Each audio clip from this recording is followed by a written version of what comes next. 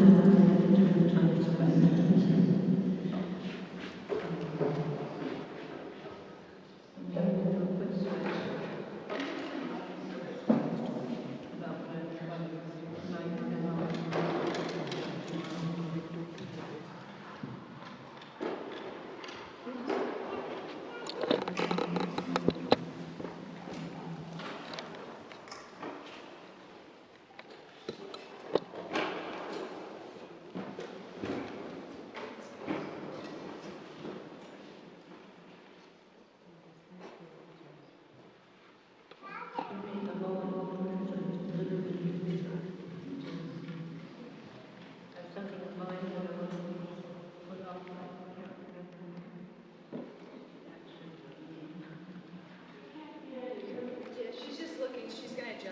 After she finds what she's looking for.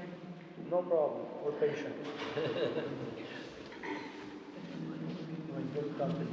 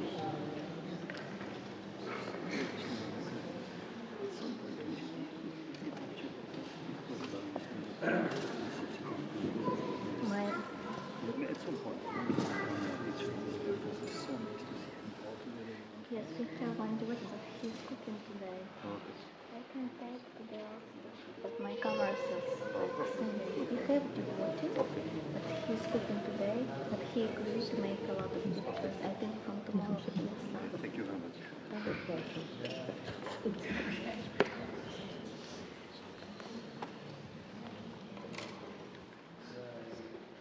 So, Hare Krishna. Hare Krishna. Hare Krishna. Oh, God, Maharaj, you're here.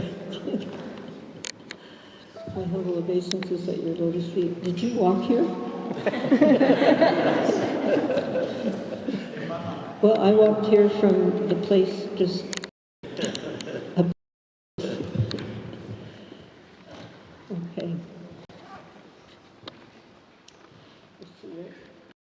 Adjust my chair so I can see the beautiful smiling faces of the Vaishnavas.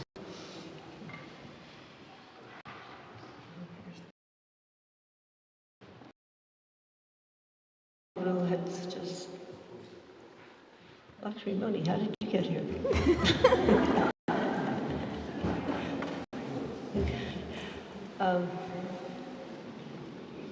So beautiful kirtan was just led by His Grace Mahatma Prabhu, and because I think I'm only about an hour late or something like that, maybe 45 minutes, we will just say a few words this evening, and hopefully tomorrow I will be a little bit better prepared. Om Agyan Timiranda Sakalaya Chakshum Militam Yena Tasme Sri Gurave Namaha. Nama. So everybody knows Nama Om, right? So Namo Vishnu Padaya Krishna Kasaya Bhutale Srimate Bhakti Vedanta Swamimiti Namane Namaste Saraswati Devi Gauravani Prachara Shri Vaskachandera Satarane Sri Krishna Chaitanya Prabhu Nityananda, Shri Advaita Gadadhara, Shri Vasari Gaur Bhakta Vrinda, Hare Krishna, Krishna, Krishna Krishna, Hare Hare, Hare Rama, Rama Rama, Hare Hare, Hare Krishna, Krishna, Krishna Krishna, Hare Hare, Hare Rama, Rama Rama, Hare Hare, Hare Krishna, Krishna, Krishna Krishna, Hare Hare, Hare Rama, Rama Rama, Hare Hare, Pancha Kalpatruya Sindhya Bhaktayam Bhavani Puriya Vaishnavyo Namo Namaha. So I think my assignment here is to evoke memory and remembrance of Srila Prabhupada, and hopefully share some of the experience that I had during the short time he was with us. And just one thing, a few words I'll say prior to that.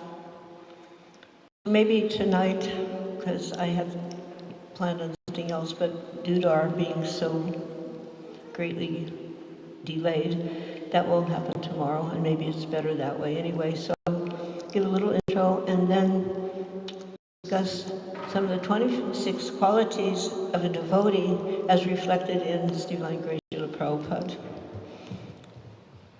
So a lot of times people, when I meet them, they'll just say, tell me about Srila Prabhupada. They just jump at me, tell me about Prabhupada.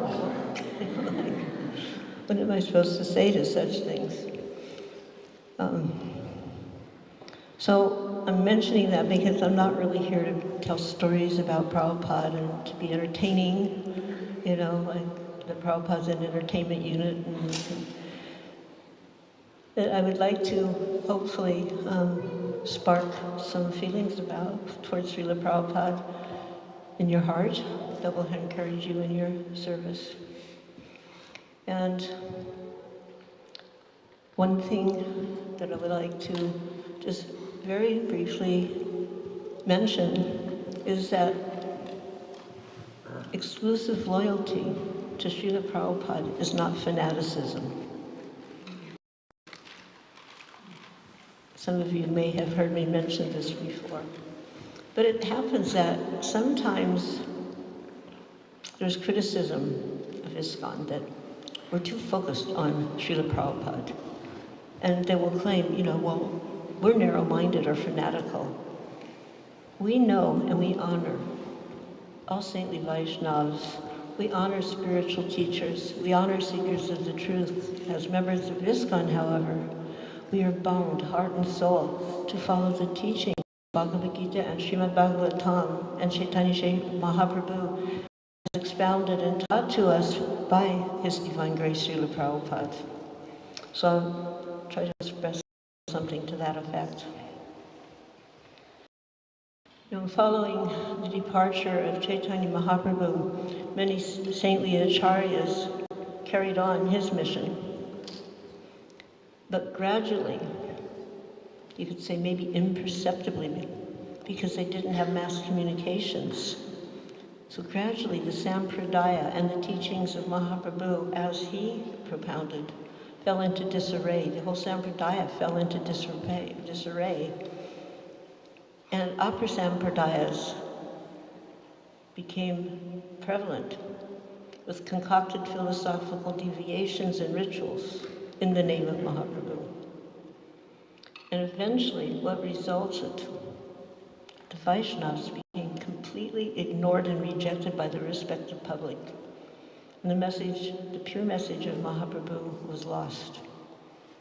So in 1880s, I think it was 1834, his appearance date, Srila Bhaktivinoda Thakur appeared and by divine guidance as a seeker of the truth, because from his very young age, as a very young childhood, he was seeking truth. And interestingly enough, although he appeared in West Bengal, the mention of Prabhu was not being held in a favorable tone. And he actually knew nothing about Chaitanya Mahaprabhu.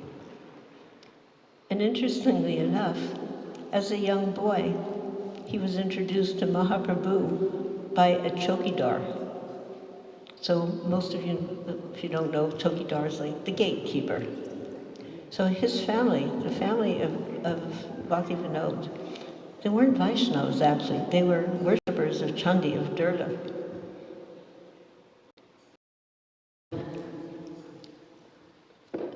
They were a wealthy family, educated family. They had a big compound, and it is at that time quite common. There was like a big, large perimeter gate and not a fence, like a wall that surrounded the compound. And in the compound, all the things you needed for family living, and all the members of the family were living, joint family, as you know. And one day a year, there was this massive celebration, and the gates to the compound were open, and people came and dressed in their best. And little Bhakti Vinod Thakur, Kedarnath, was watching the whole scene. I mean, he was like really young, maybe 8 years old, so. And all these people were coming in and laughing. And then at last, they came in with a water buffalo. And his comment was, everybody was having a good time except the water buffalo, because that water buffalo, that would be the big culmination of the ceremonial procedures. And animals know when death is near. They know. I had a time in the early 70s when I was doing traveling Sankirtan with books in various countries in Europe. One of them was Holland. And the only book we had in Dutch at that point was Higher Taste. Well, actually it was not even Higher Taste, it was a Hare Krishna cookbook.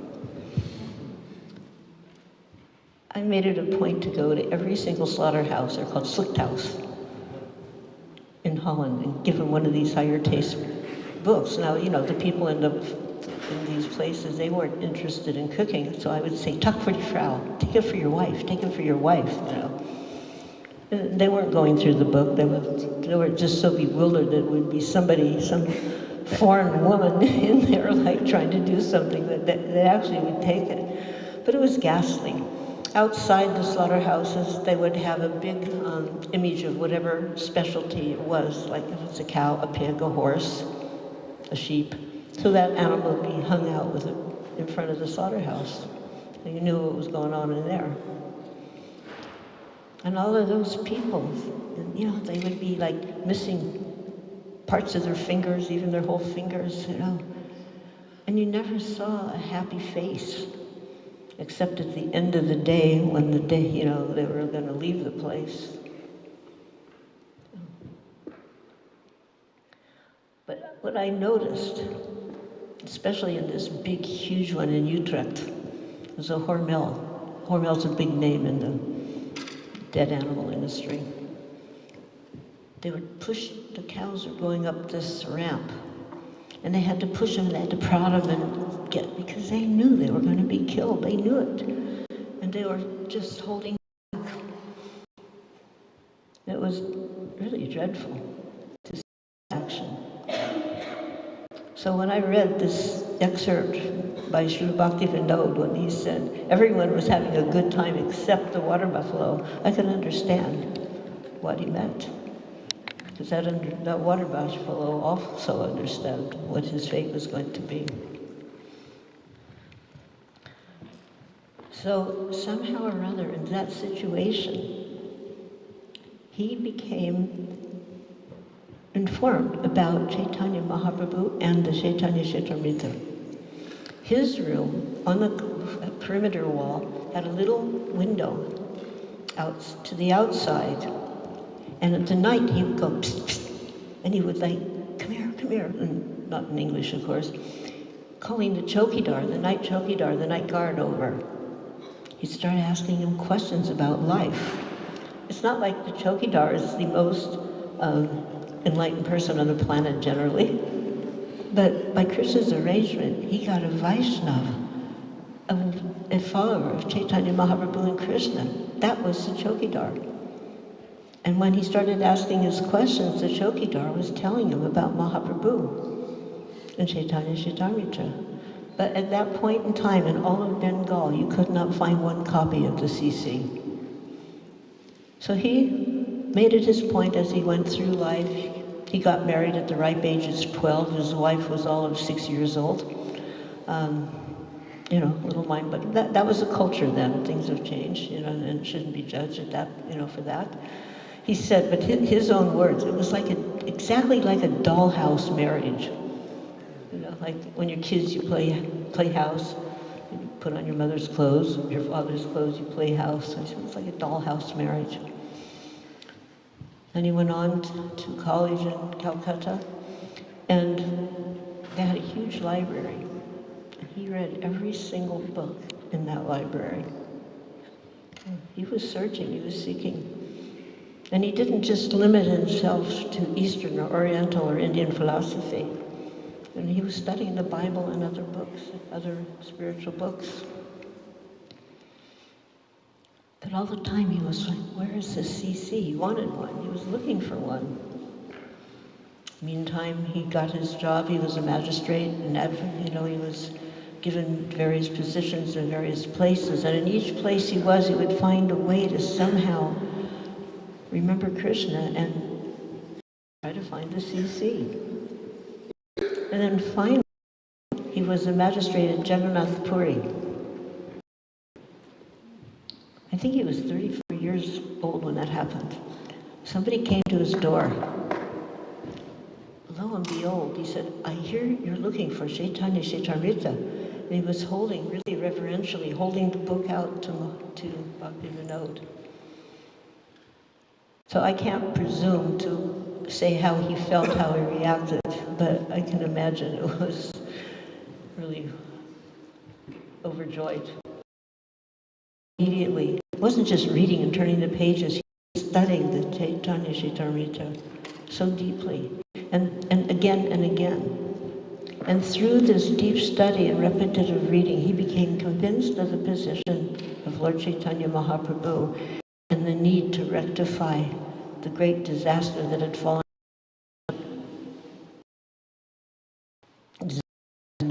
His message had become distorted. So you could say that this, his life became transformed, completely transformed by the CC. And he went on to preach. His goal was to restore the teachings of Mahaprabhu to their rightful purity and respect. And everybody knows he was praying for a ray of Vishnu to help him, to guide him in this. And that prayer was answered. His son, who became known as Srila Bhaktisiddhanta Saraswati Thakur. And together they fearlessly preached the glories of the Sankirtan mission far and wide within the borders of India. But Bhakti Vinod Thakur, he was always thinking, every town and village, the whole world. So what most people in that time were thinking India was the whole world, he was thinking far beyond that. So he wrote one book, The Life and Precepts of Chaitanya Mahaprabhu. And in 1896, that small book made its way outside the borders of India to England and Canada, like McGill University in Montreal. And thus, in a small way, expanding the possibility of spreading the Lord's teaching all over the world, as the Lord had predicted. And it so happens in 1896, there was another extraordinary situation. Anybody want to hazard a guess on that? I know you know it.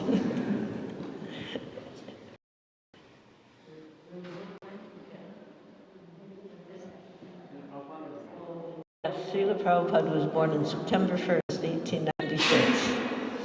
So, this was the message of Mahaprabhu outside the borders of India.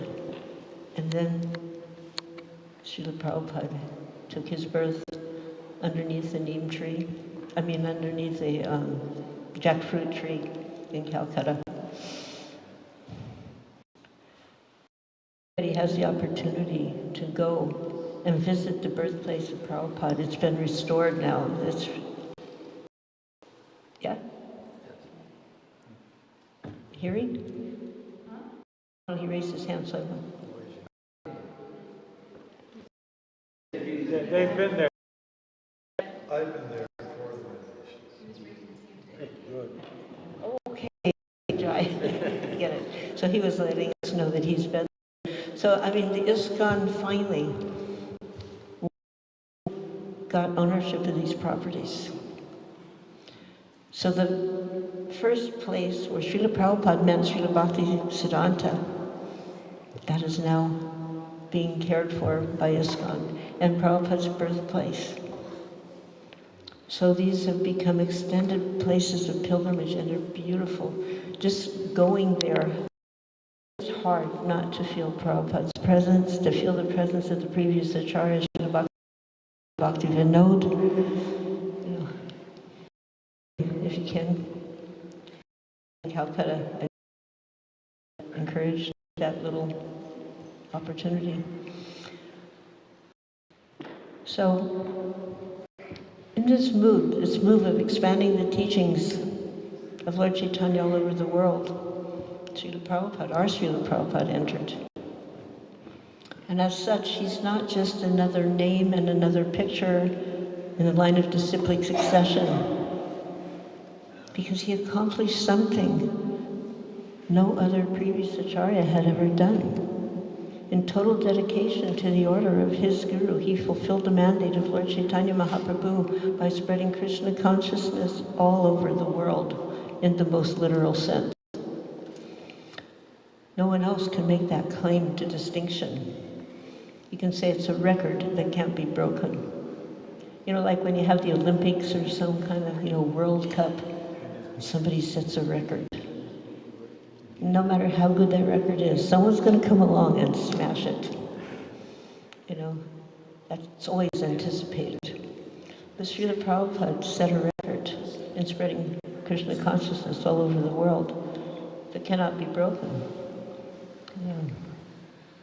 It says in the sea, no one can successfully preach the Sankirtan movement without being specific. It is known as Shakta Vaishnava, specifically empowered to fulfill, someone specifically empowered by the Lord to fulfill a particular mission. So this title, in fact, remains without dispute. Srila Prabhupada, he came, Shakta Vaishnava, he came with a purpose, he came with a mission, and he fulfilled it. So an Acharya is one who teaches by example. Srila Prabhupada claimed our prestige for his accomplishments. We could sit here for days to elucidate the wonderful accomplishments in detail. But he never was taking any credit on himself.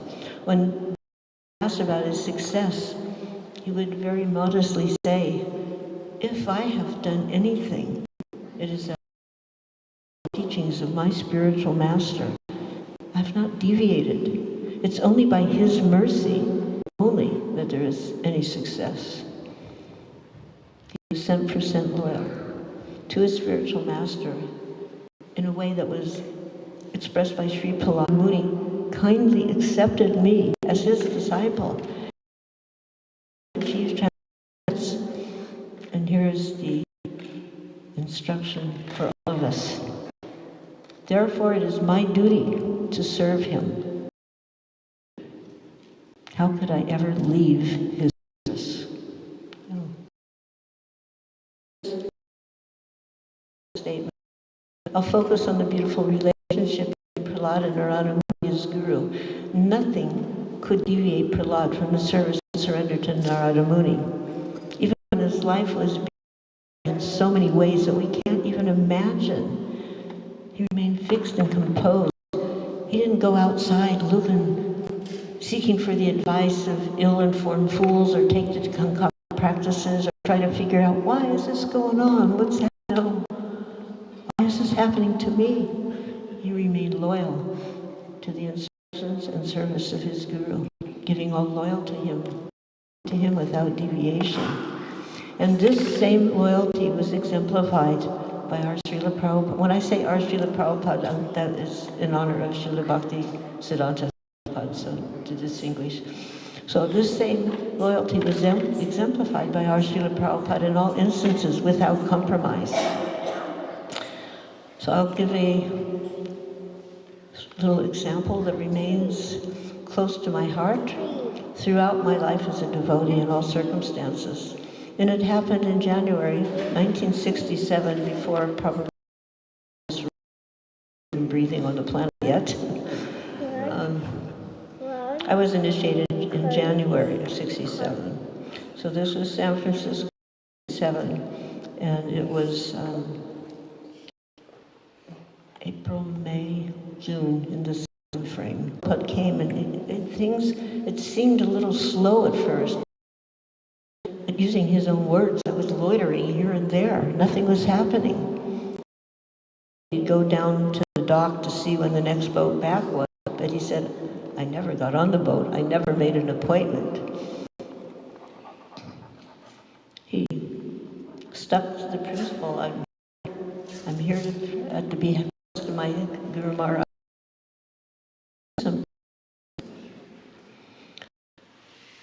So establishing the mission was one of the first things, and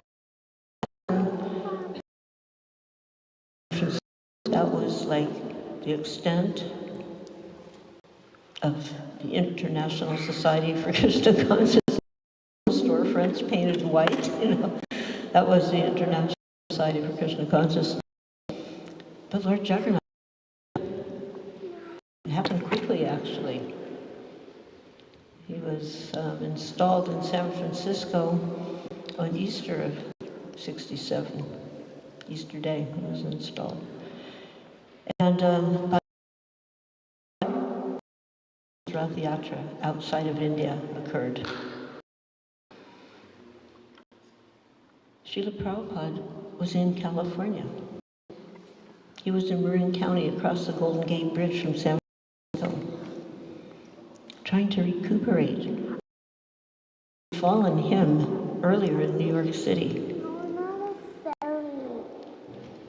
He had become explicit, couldn't understand what happened. And against his own desire, took him to a hospital. They had no idea what to do.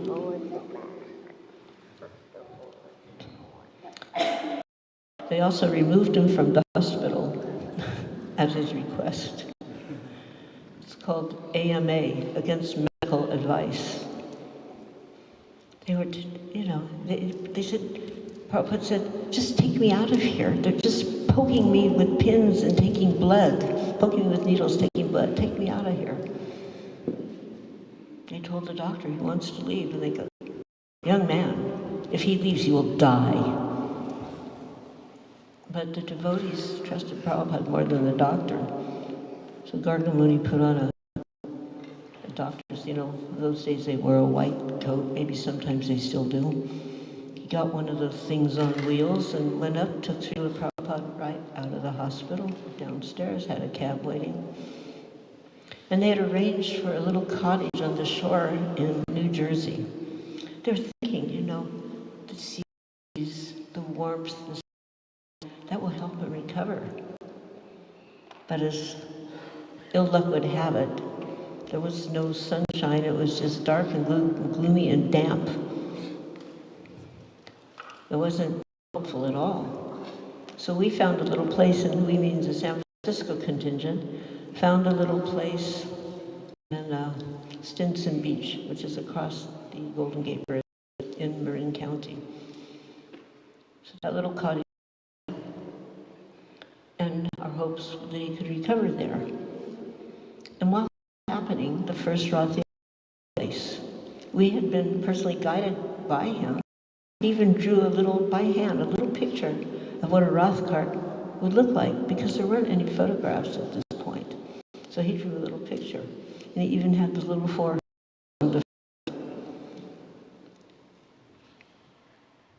He was just there, you know, like across the bay. And that because of his health, he could not come across the bridge to San Francisco for the first Rath Yatra. So after that Rath Yatra, which was not in a hand-pulled cart, it was the back end of a flatbed truck. And interestingly enough, even that was under Prabhupada's guidance. His room in San Francisco looked over the street, and he would look out to see what were people doing, what are they doing. And next door to us was a group of people called the Diggers. And the Diggers were anti-establishment folks, and they believed in doing good work to help each other and other people, and they gave out free meals also. They had a flatbed truck where they could collect donations and things. Prabhupada looked at that truck and he suggested, borrow that truck, and then we can build a little back end flatbed, because here's the cab, and then there's this back end part.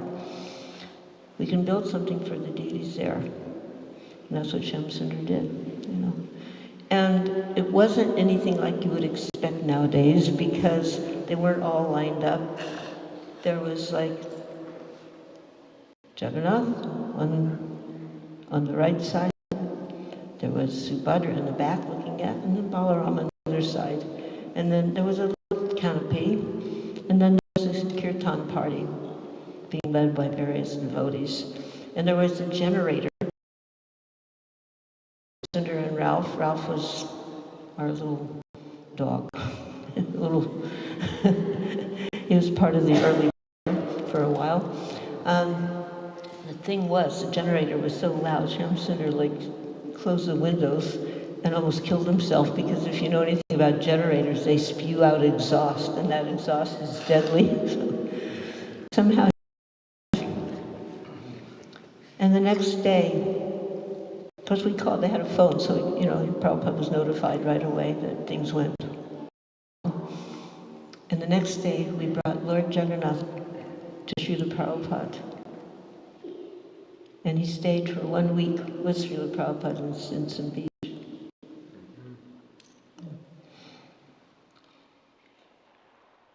After a few days, after the Rath Yatra, a message came that Prabhupada was going to come to San Francisco. He wanted to talk to us. When he came, you know, there weren't masses of us in those days. This is 67. Actually, I was telling you this story.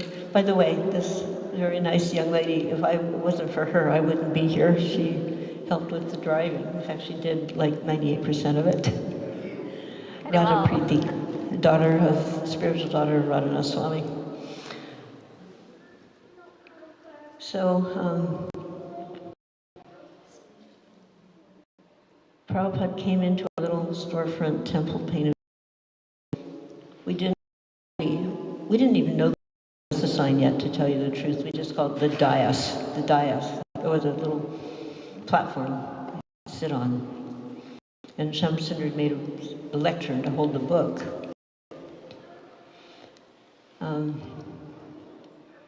We sat on that, and it was sitting very, very erect.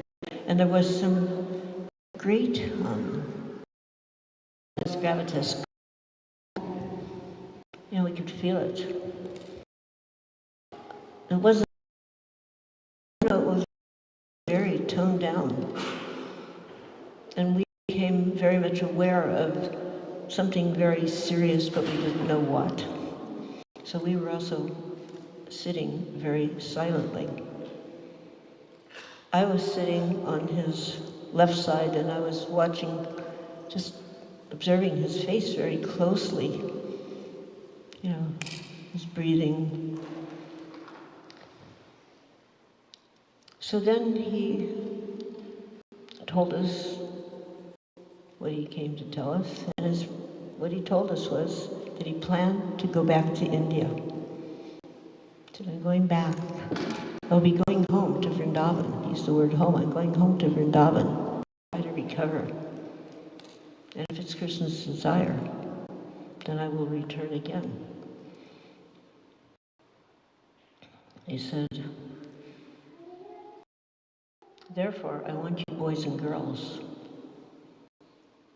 in my absence, to push on this movement.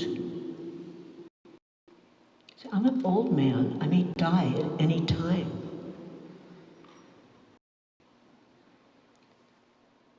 It was just such an astounding moment in time, hearing those words.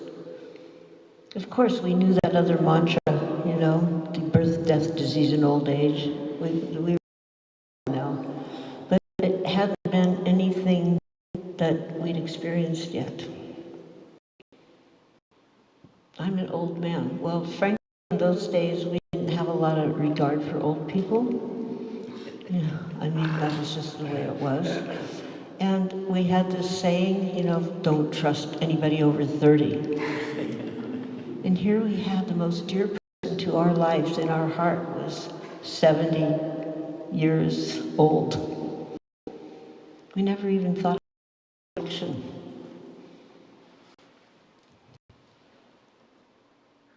And suddenly he's saying, I'm an old man. I may die at any time. And we didn't even think of him as an old man. Shining. Old people.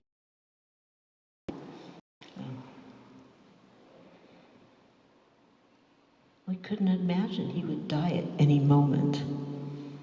And he wanted us, toddlers, as it were, to push on this movement. When he was present, either in San Francisco or New York, it's like, you know, the saying, well, I got your back, or he has your back. He had our back. We would go out fearlessly and preach, even though we didn't know much. Like when I was initiated a few days, 2 or 3 days after Prabhupada arrived in San Francisco. It was January 17th. 4 of us. And then he goes, now you go out and preach. Like we just got our names, we hardly knew them. We had a little card with the handwritten, the words to the mantra, because we'd still get confused about where the Haris and the Krishnas and Ramas would be. So now you go out and preach. So I raised my hand, I go, how do we do that? Very simply, you listen to me, whatever I tell you, and you speak it. Don't change it, don't add, don't subtract. You can say it in your words, but don't change the message. So from get-go, we had that, that ethos was in us. We had to be part of it. We weren't here to enjoy, we were here to assist in the mission. But we didn't think it would mean that we would be on our own pushing it on. Like when he was there and somebody asked us a question, didn't know the answer, we could say, I don't know, I'm new to this, but I know somebody who does know. I'll ask him and I'll get back to you. We could ask, if he was there, we could ask him. Or if he was in New York, we'd just write a letter. You'd be surprised how fast he answered letters. If you look at the dates and letters that he wrote, and he will say, I'm in due receipt of your letter dated. And now he's writing back, and it's just a few days later. So he was there for us. That presence gave us the courage to go out and just preach Krishna consciousness, which we barely about. Because of him, we were fearless. We could do it. So the idea of being without his presence so close, because India was so far away. Tourism hadn't opened up, there weren't even planes every day to India. And certainly to make a phone call from India, that was like unheard of. Even in India it was unheard of making a phone call. You had to book an appointment at the post office. So how are we going to do this? We wanted to do what he said, which was to push on this movement, but how are we going to do it? He wasn't going to be here. So Mukunda raised his hand and he asked a question, thinking like, how can we do this? We knew that Srila Prabhupada had written to God and other well-wishers prior to coming to America. Even after he got here, he wrote, come and help these people. They don't know about Radha and Krishna, and they're just waiting to find out. Just come and help. Help preach.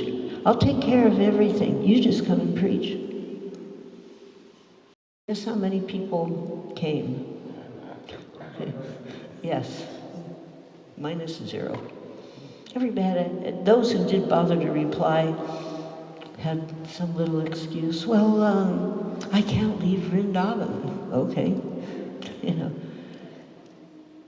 So Prabhupada came alone, and he pushed on this mission alone, and now a few of us had joined. Even then he was criticized. Oh, Swami Maharaj, he's gone to America, he's associating with the Malachas. That was us. Not understanding at all what was really going on. That through his association, the Malachas were given an opportunity to transform our wretched lives.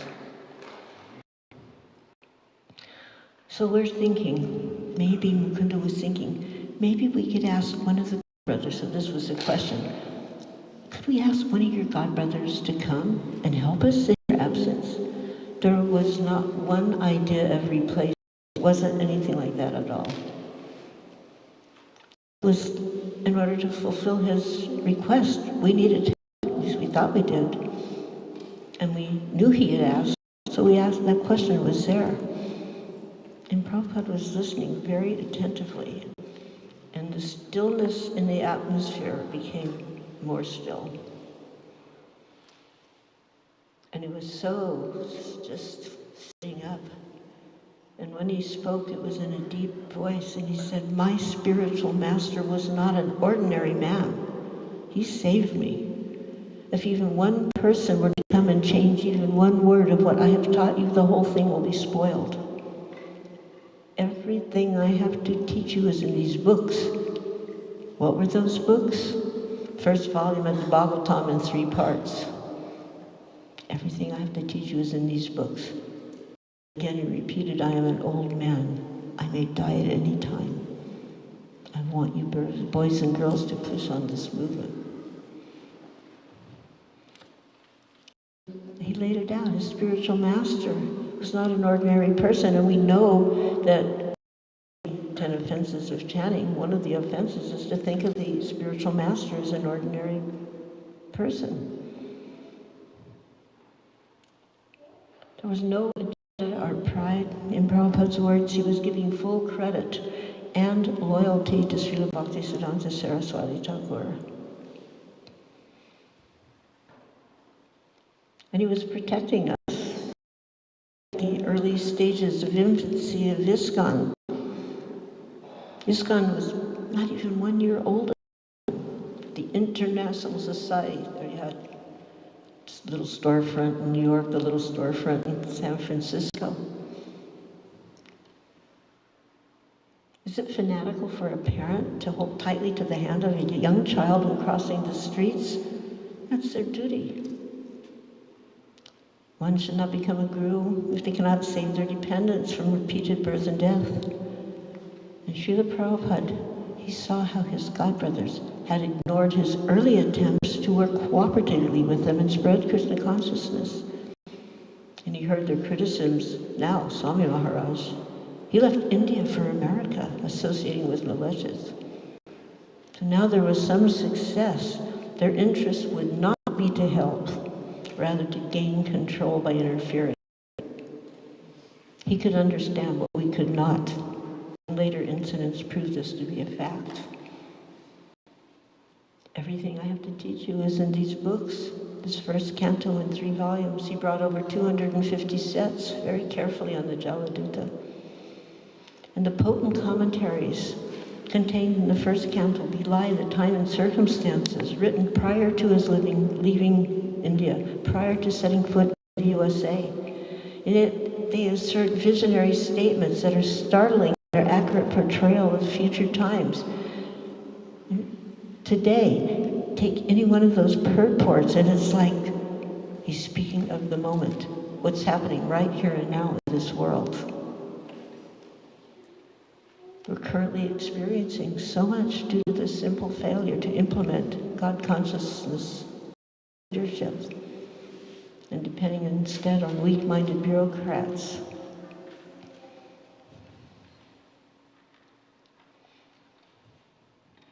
So he was leaving the future of the Hare Krishna movement in the hands of children who could barely understand what was happening then, what to speak of what would happen. And it's our good fortune, counted as his disciples, his grand-disciples, grand-disciples, followers into the future. It's our duty to remain loyal to his teachings and legacy, so that we may proudly cherish the future of ISKCON. A few years ago, 2016, it was the 50th anniversary of ISKCON. We tried to make a big deal out of it. I came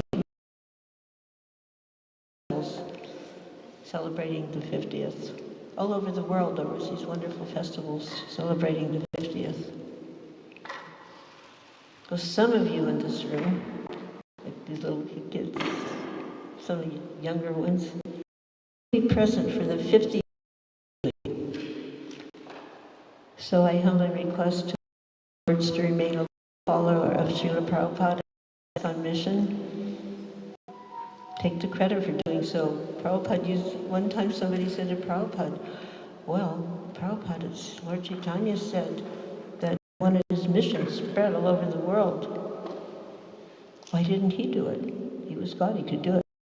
Prabhupada, in a very humble way, said he left something for me to do. In the same way, he's left something, it's a standalone order for us to do, to push on this mission.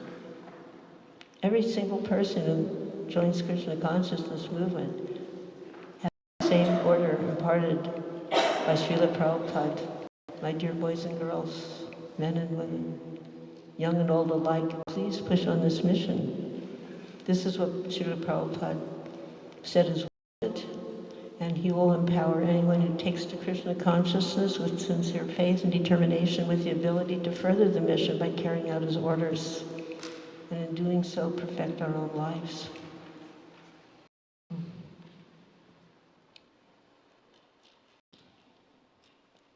I don't know what the time frame is supposed to be. Like, I think it was supposed to be from 5, and it's 7 now. So,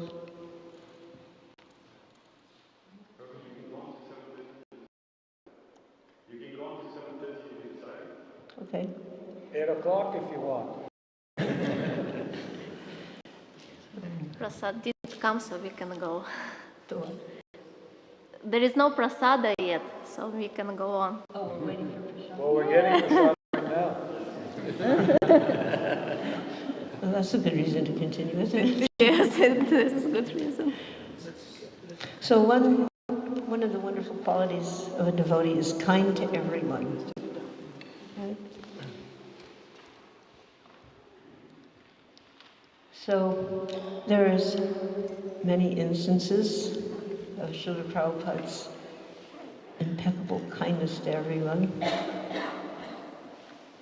On September 24th, 1968, there was a room conversation. And he said, now, another thing, that the girls should not be taken as inferior, you see? Of course, sometimes scripture we say women is a kind of bondage, but that should not be aggravated that women is inferior or something like that. The girls who come, you should treat them very nicely. After all, anyone who's coming to Krishna consciousness, men, women, boys or girls, they're welcome. They're fortunate, you see. The Srila Prabhupada had this impeccably broad mind, and times we could distort some of the things that were being said. He was concerned about that. So anyone who's come to Krishna consciousness, men, women, boys or girls, they are welcome. And it's up to us to make sure that they're welcome. Yeah. Another quality of a devotee, they don't quarrel with anyone. Now, we do know that sometimes that happens, even among devotees. But at the end of the day, we all are we're all in agreement.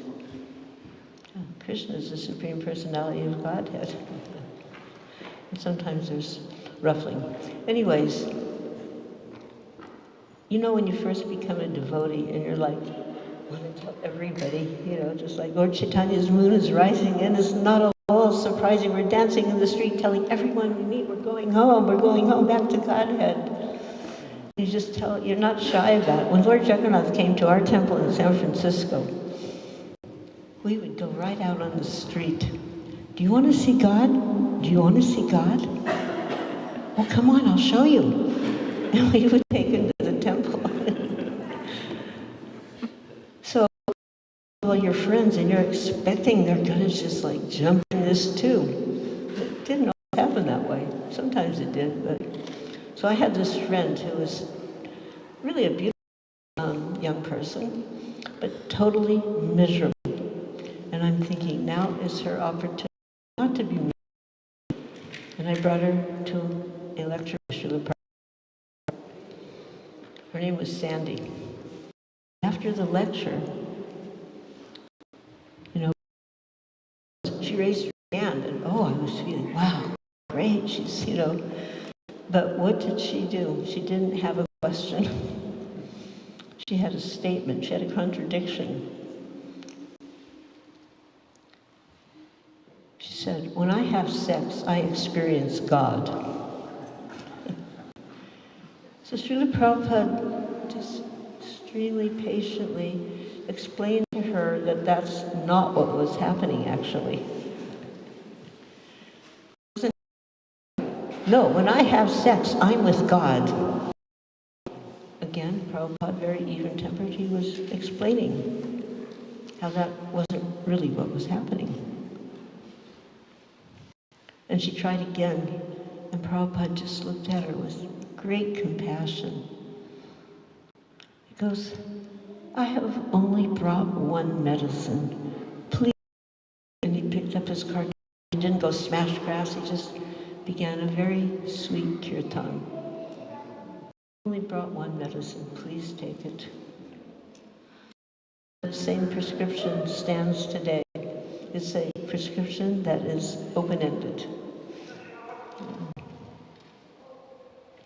Srila Prabhupada was fixed in the absolute truth. This is a quality of a devotee.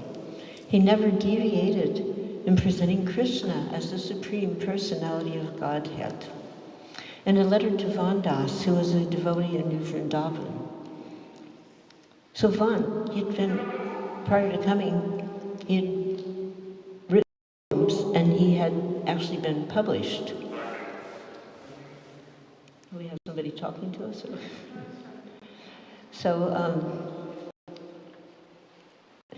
the head of the community in New Vrindavan advised Van, write a book of poetry, have it printed and we'll give it to Srila Prabhupada. So he did.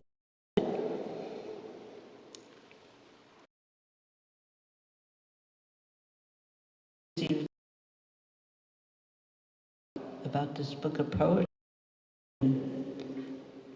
offered to Prabhupada. I have read the Chintamani poetry book. Krishna's name is only mentioned in 2 poems in the entire book. What is this? There's so many poems written in great acharyas, why do you try to concoct something like this? It's not in our line. It's a waste of time, paper, money, ink, and labor. There's so much work to do for spreading this Krishna consciousness. You should spend more time reading my books very carefully and stop all this unnecessary manufacturing. Why is there no picture of Krishna on the cover? You have a desire, if you have a desire to write poetry. So here's, now he's smashed them, but now here he's offering the way out. If you have a desire to write poetry, better you read one chapter of Krishna book very carefully, then put it to poetry. But do not concoct anything. There's no need for that kind of poetry. If you do this, I think it will be appreciated very nicely. Fixed to the absolute truth. Prabhupada was equal to everyone. He always presented himself as insignificant. I've not done anything extraordinary. A spiritual disciples, master. Krishna has sent so many spiritual masters. He doesn't think of himself as the spiritual master. He thinks of himself as the servant. Because these students, they have to be trained. Krishna has appointed him to train them. And therefore he thinks of himself as a servant of the disciples. That is the position. So when one is advanced, he can see the importance of devotees. Advanced devotees never disrespect or disobey another devotee. Disrespect to another devotee is a great offense. The Vaishnava aparadha, serious offense. So therefore, we teach to address amongst the devotees, to address one another as Prabhu. Prabhu, such and such Prabhu. This should not be simply spoken by the lips. It should be realized. Everyone should think as every devotee, as every other devotee, is Prabhu, his master. Not that he should try to become master. Nectar of Devotion Instruction, October 72 from Vrindavan. To the men, he was speaking to all of us. And that's how it was, that we addressed one another as Prabhu. It made such a nice mood. Oh, you are my master. Let me try to serve you. Even if sometimes you butt heads, you felt still this devotee was your Prabhu. Somewhere down the line, it sort of morphed into Prabhu became a word, an Iskanese word for man instead of master. But Srila Prabhupada taught us so beautifully. There's even letters, you can see this. And in one of the other books, he is in the purport giving the same instruction. And it makes such a nice mood. Everyone should think of other devotee as his Prabhu master.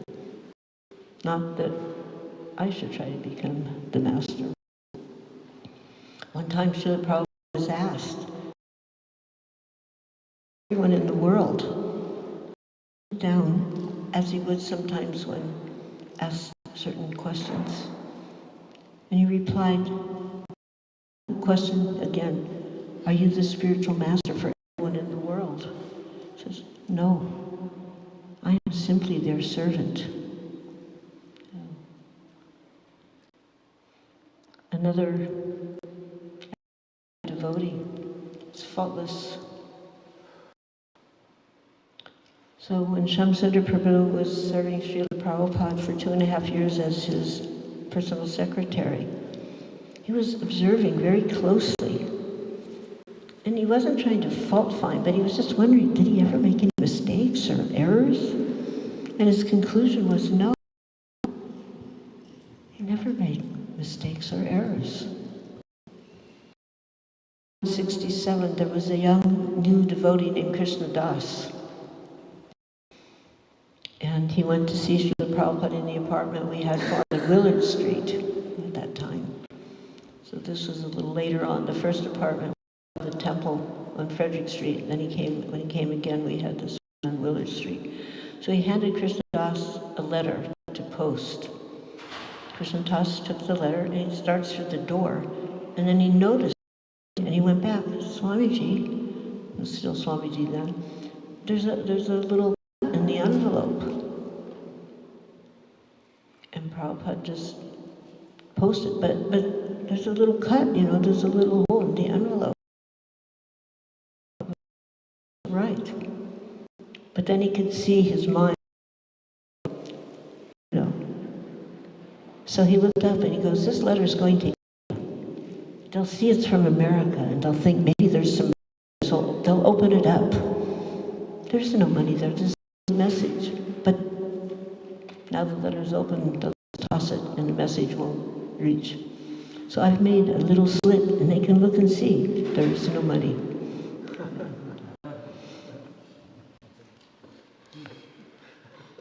One other aspect, devotees are charitable.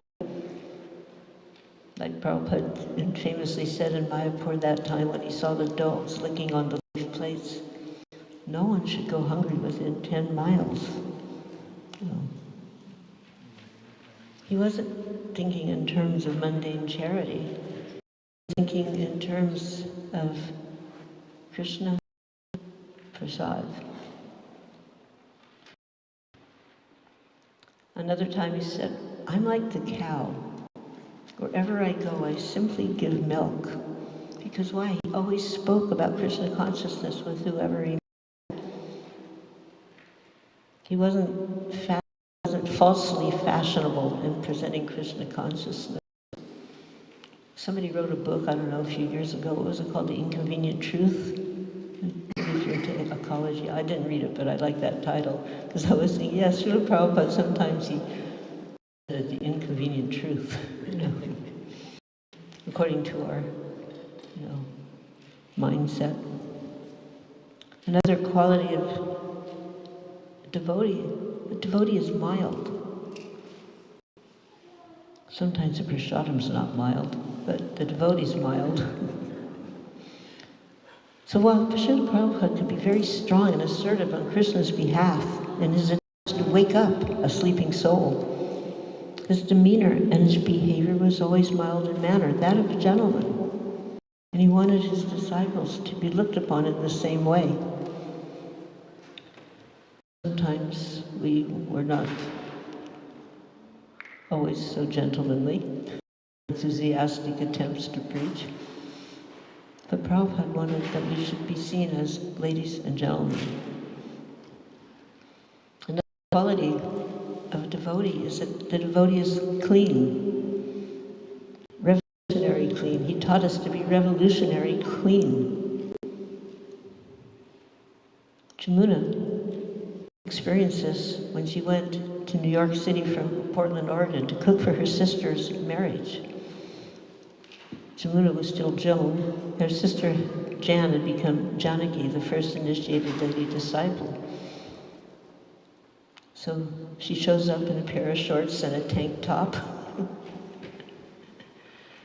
And she goes, I'm here to assist for my sister's marriage.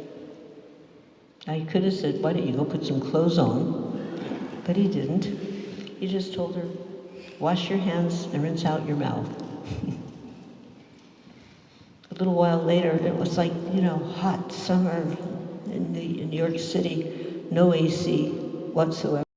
I don't even think there was a fan up there in that little apartment. And she goes, yeah, Swamiji, can I take a drink of water? He goes, take it outside the kitchen, and then wash your hands and rinse out your mouth. Revolutionary clean. Just one more thing. If you've read the book, you know. Swamiji, can I smoke a cigarette? What did he tell her? Rinse out your mouth and wash your hands. One time while I was cooking for him in the UK, also we had a place on Baker Street, In those days, they had milkman, the milkman. He'd come and leave a glass bottle full of milk at your door. You'd leave the one from the day before empty. He'd take the empty one and leave the fresh. And I was late bringing the empty bottle out. I took it to the door, but he'd already come. So then I had the fresh milk in one hand and the empty bottle in the other. I mean, I didn't see anything, I didn't detect anything like off about that. So I'm walking through the room, he's in the room, and he says to Dhananjaya, just see, he doesn't understand, because the bottle was considered unclean, and you don't mix the two. You take one or the other. People don't get this nowadays. Especially in Pujari Seva, I see like all kinds of mixed up things going on. The floor rag, they're wiping the floor. Okay, it's the Vyasa room floor, but it's the floor. It's where you put your feet. And then they take another rag and they're like, the problem was revolutionary clean. There's so many minute details to it. And it was beautiful. Like if he saw us we were cooking with, is that? He expected the pots inside and out to be shiny clean. You didn't have, like your Brillo pads, and you didn't washing up liquid and things. You had ashes of fire and some tamarind, some imali. That's how you cleaned your pots and pans. And by the end of cleaning your pots and pans, you were dirty, but the pots and pans were clean.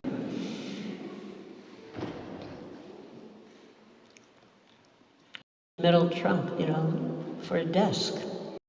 He kept his belongings in the trunk, but he'd sit that trunk down and sit on the floor, use that trunk for a desk. He slept on a mat on the floor. Later on, we started bringing in beds, and it wasn't even a yoga mat, it was just some itinerant mat on the floor. On a morning walk, he noticed a spigot dripping water in his yard.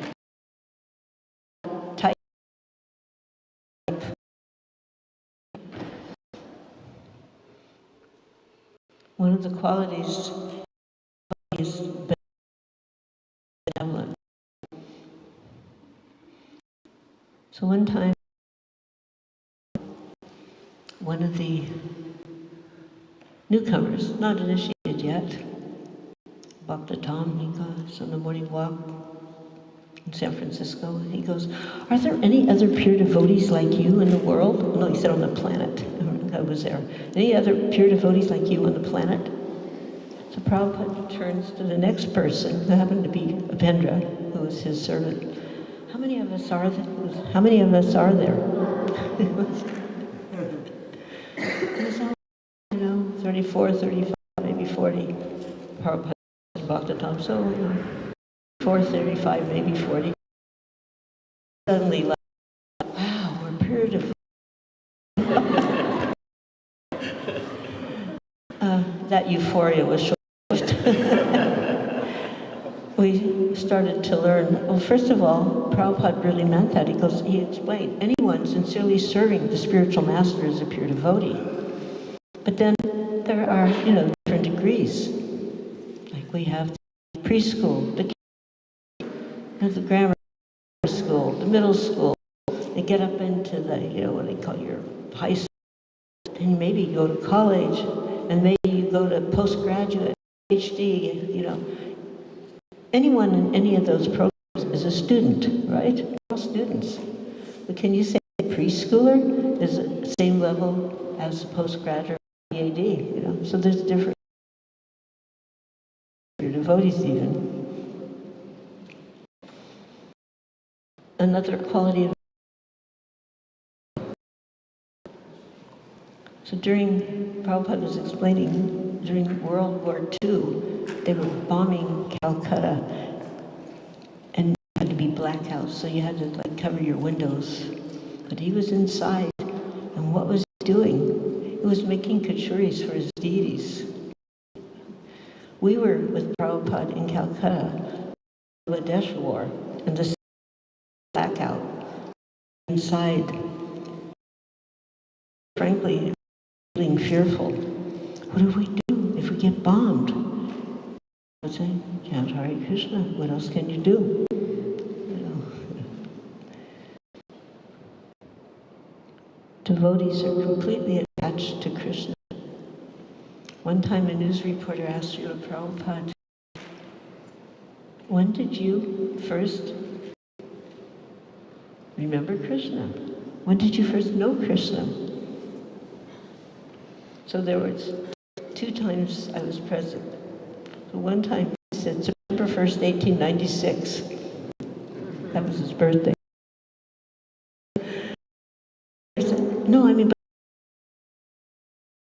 but Krishna. And repeated again.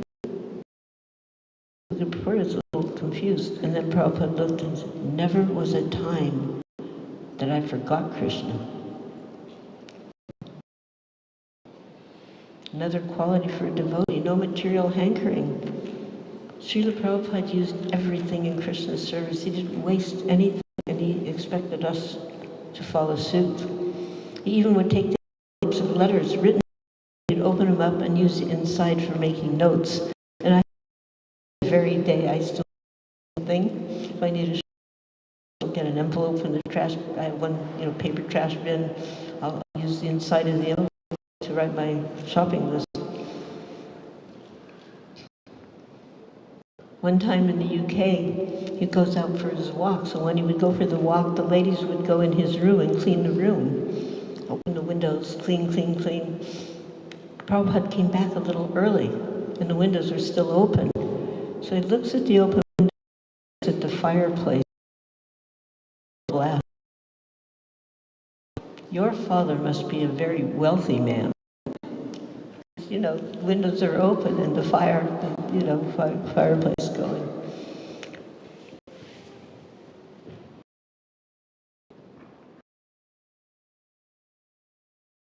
It's meek.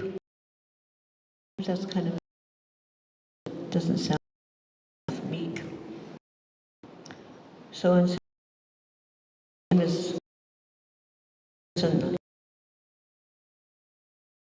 show personalities, popular and famous. So this person, he would have guests come to his show, and he would actually ridicule the guest. And somehow we got invited to that show, but we were like, we didn't want Swamiji to be ridiculed by this person. Prabhupada said, no, never, it doesn't matter, at least you'll hear Krishna's name. So one was a very little short time to speak. And then that's usually, up to that point, everything was cool. Then he would speak, and that guy would launch into some ridicule, and then he'd ask the public to dial in on the phone, and they could ask questions. So Prabhupada spoke, and we're waiting for that man to I can't remember his name, but we're waiting for him to launch into his usual thing, and he didn't. So then he says, okay, let's, any questions in from the public? First question, Swamiji, what does Hare Krishna mean? That was Gargamuni. The next question, so it became clear because we were standing by our phones, And so then the man said, but politely goes, Swamiji, it seems that these are all your followers. Maybe we can hear from somebody else. So here was somebody else, some lady. She goes, so Swamiji, you came over on a boat? Yes. And you didn't pay? He goes, yes. So you are a freeloader. Now that's a really rude, to call somebody a freeloader, it's really rude. But Prabhupada heard the word free, and it was a free passage, so he said yes. And now oh my God, this man is going to launch now. But instead he goes, well, that's enough of her. And he knocked her off the air. So even this person, noted insulting his guest, his heart was melted by Srila Prabhupada's honesty and the beauty of his presentation of Krishna consciousness. steady, another quality of a devotee. Srila Prabhupada always maintained his schedule no matter what. He never appeared to even experience jet lag. Like, I didn't even fly here, but I'm feeling like jet lag, car lag, it's like just 2 days. I'm like, just start in from where he left the previous, where he was. So, none of us have ever been able to comprehend that. But there's a very clear reason why. Because Srila Prabhupada was plugged into the spiritual currency. Like we plug into the electricity, he was plugged into Krishna. Krishna doesn't get tired. Srila Prabhupada, in the same way, he didn't get tired in the same way. He remained steady in his service. And just a couple minutes here, so self-controlled. One time in Paris, now you're apparently a French province, and I was told on the way here, I don't know if it's true or not, but I was told by Lakshmi Modi that the people, because I was noticing all the signs were in French, they didn't even have English, like, God forbid there'd be somebody who didn't speak French, I guess. So she said, yeah, they totally identify with being French here. In fact, when we went to get some petrol, some fuel, the instructions came in, we're putting in the credit card, and the instructions are in French, and I had to go find someone to tell us what to do.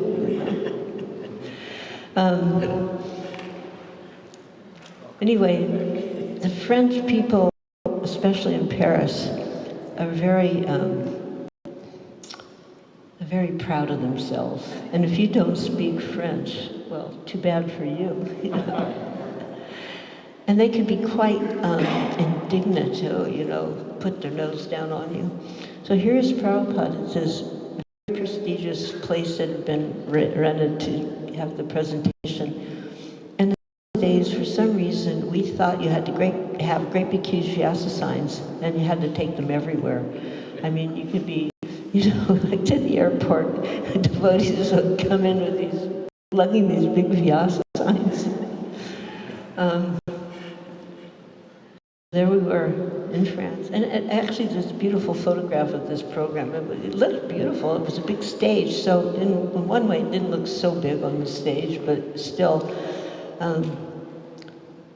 started heckling, the French.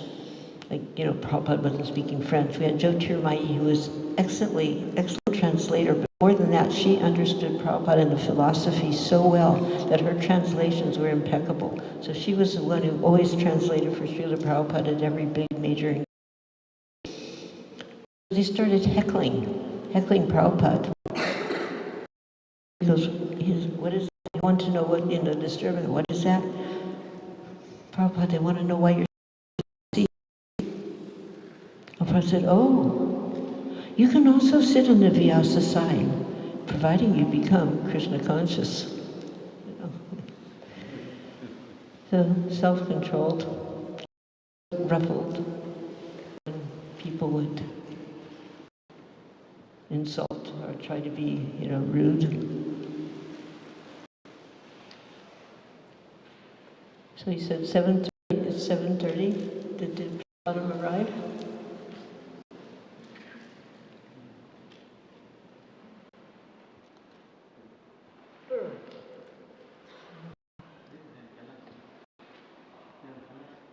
Pardon? I'm noticing people are having a hard time. It's like it's been a long day, right?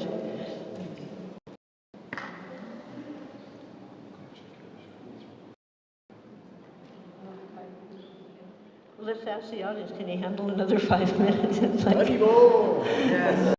Bhakti Maharaj. I just had a question. The Bhakti Vinod's book, The Life and Precepts of Chaitanya Mahaprabhu, was found in the McGill University Library. Yes. What happened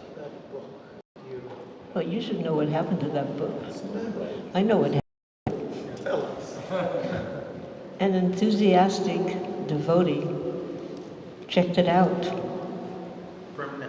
but they didn't go through the formalities of the checkout, if you get what I mean. A second copy was discovered by Guru Das just down the street from our temple on Bury Place, which was a block from the British Museum. He wasn't looking for it, but he found this one whole area. Ironic that the British would have an area for years. At any rate, there it was, Life and Precepts, but Guru Das, he didn't steal it. He wanted to. Who was that enthusiastic devotee? I'd prefer not to say. Person is, at one level, it doesn't matter, they're dead, but I'd still prefer not to say in public. I'm sure you know. How can you be from Canada and not know? Because I wasn't around at that time. I wasn't there at that time. Yeah, but you know how stories are passed on. Those stories Anyway, are always I'll tell you personally.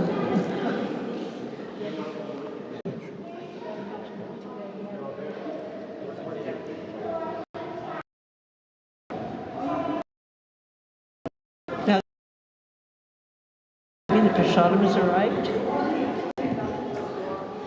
One of the requirements of a devotee, or one of the qualities of a devotee that is required is a fast day. Milk and fruit is also fasting. Keep in mind.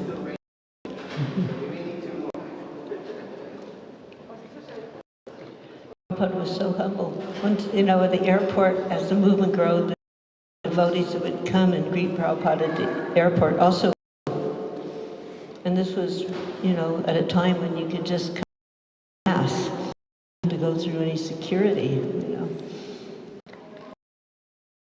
We would be massive amounts of devotees just like taking over a whole area. So there were such a situation, and over the loudspeaker, will the devotees please move aside? Will the devotees please move aside? And what do you think the devotees did? Nothing at all. Srila Prabhupada stood up and moved aside, and they said, Prabhupada, they were talking to you. And he goes, oh, I'm not a devotee?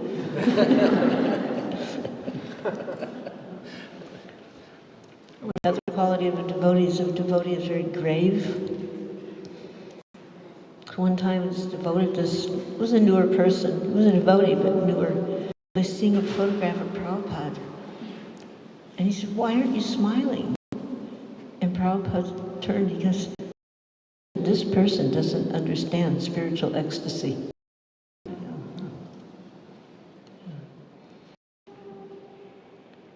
Prabhupada was very respectful, but it may not always be in a way that one would expect. So the devotees in France had managed to get him an audience with some higher up personality, like very higher up. The devotees go in, and this place was, has tall ceilings, so it's like this high ceilings. But it's all marble and, ornate wallpaper, ornate curtains, ornate furniture, plush carpeting. Prabhupada, he sat on a chair, the devotees were sitting around him on the floor.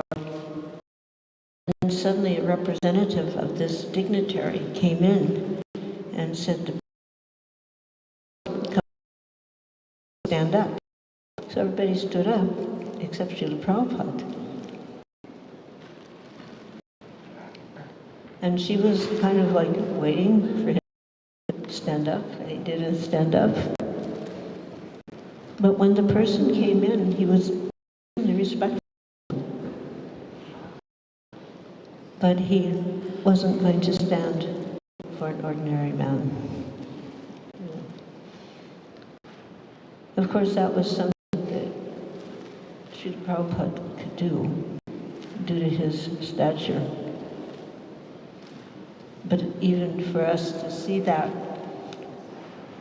gave you such greater faith in Srila Prabhupada's position as a acharya, as a bona fide acharya?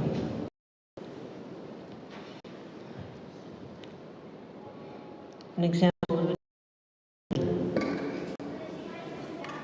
So one time, Giriraj Swami, he wasn't Swami at the time, his parents came to try to capture their son back. This happened a lot in the old days. And they used to convince him. The Prabhupada said, he's not a prisoner, he can go. And he said, Giriraj, you can go. And he said, but I don't want to go. His parents offered him a very famous true story, a check to leave Prabhupada. And they had the money in the bank. It wasn't just, a piece of paper. He didn't want it. And then his mother said, but who's going to take care of you if you get sick? And Prabhupada said, I will take care of him. I'll give him sandesh. Finally, the parents were leaving. They were smiling like anything he'd given them for prasada. And when he said, Prabhupada just left you. He said, yes, because I love everyone. Those persons that have a contrary, goal in mind, get my son away from the Swami, they couldn't help but love him because they could feel his love.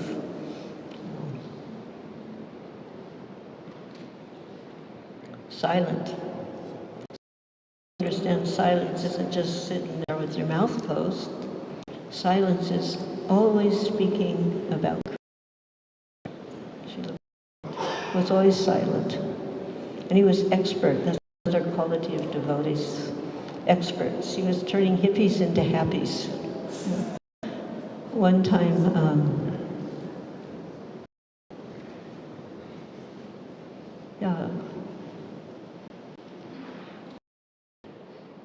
so somebody asked, what is a hippie? What is a hippie? And Prabhupada says, something very extraordinary. They are something very extraordinary. Can you remember what that was? Journalist, some reporter.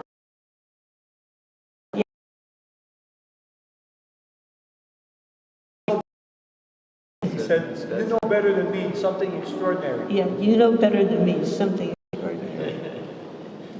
Yeah. You the hippies to happy. One person said, can you do miracles? Can you produce miracles? And he indicated to the devotees, these are my miracles.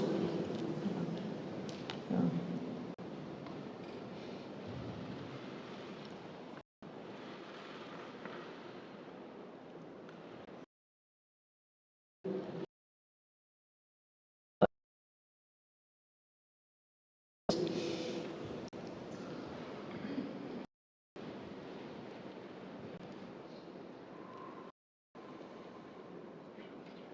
Okay.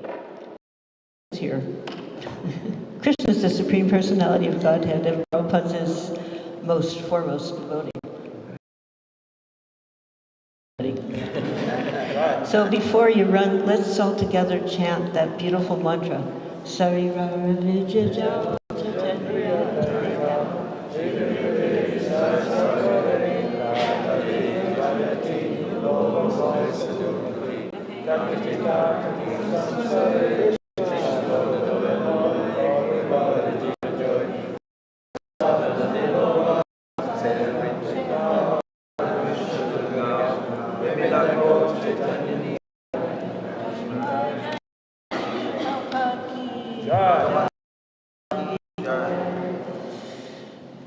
Vaishnava Sanga ki jai. We serve downstairs, and we will be having kirtan from 6:30. Kirtan will be here. So if you are interested in participating, please do come up. Haribol.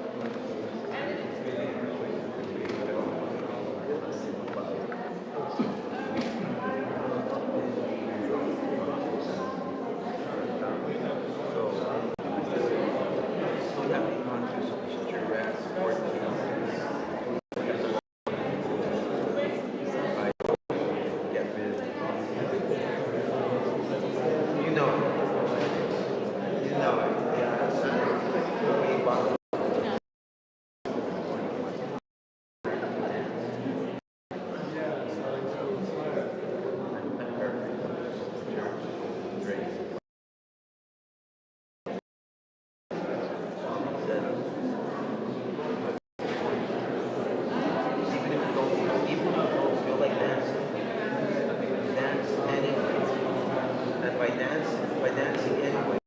I'm on fire.